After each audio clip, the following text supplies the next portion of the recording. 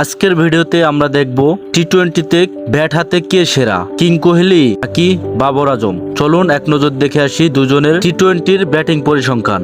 শুরুতে দেখে আসি বিরাট কোহলির ব্যাটিং পরিসংখ্যান। বিরাট কোহলি টি-20তে 109 ইনিংসে ব্যাট করেছেন এবং 109 ইনিংসে তার সংগ্রহ 4037 রান।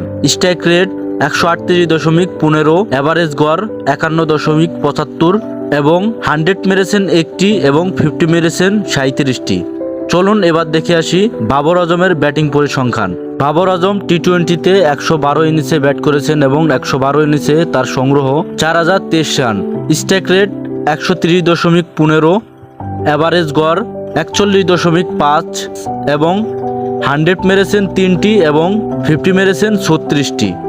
এই হলো দুজনের টি-20 ব্যাটিং পরিসংখ্যান। তো কেমন লাগলো আপনাদের কাছে এবং এই দুজনের মধ্যে আপনি কার ফ্যান, একটু কমেন্ট বক্সে কমেন্ট করে জানিয়ে যাবেন।